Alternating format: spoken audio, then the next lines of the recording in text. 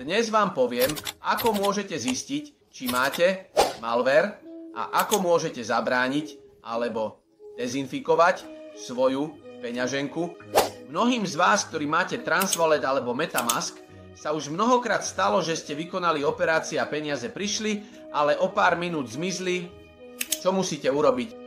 Bez toho, aby ste museli pripojiť peňaženku, stačí iba adresa vašej peňaženky, ktorú nájdete vo svojej peňaženke, alebo ak kliknete na BNB Smart Chain, aby ste prijali alebo poslali, máte svoju adresu peňaženky, tu skopírujete a vložíte do stránky BSScan, ktorá slúži na kontrolu peňaženky a kliknete na kontrolu. Ak je peňaženka čistá, zobrazí sa, že nie je nič.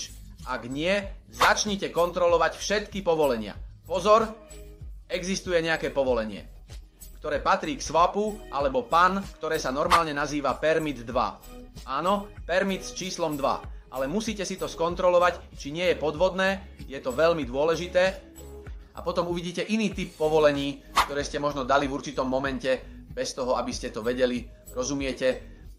Ako sa to odstráni? Veľmi jednoducho. Ak vidíte, že existuje povolenie, ktoré nie je dobré, je to malware. Alebo sa vám stalo, že 2, 3, 4, 5 dolárov alebo čokoľvek iné zmizlo. Tak keď už viete, že toto povolenie existuje, čo robíme?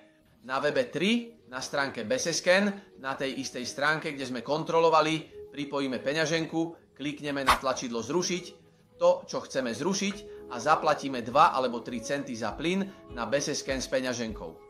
A zmizne to, ako uvidíme. Keď akceptujeme toto zrušenie, znova zadáme adresu peňaženky, klikneme na kontrolu a takto uvidíme, že či je peňaženka čistá. Predstavujem sa, som Marko Musumeci Dagata, generálny riaditeľ projektu Bitcoin z KA. Tiež vás pozývam, aby ste ho navštívili. Pozývam vás, aby ste si pozreli môj projekt, som ekonóm a finančný analytik a dnes som vám dal veľmi dôležité informácie, takže skontrolujte peňaženku a zistite, či je vaša peňaženka čistá. Ďakujem veľmi pekne.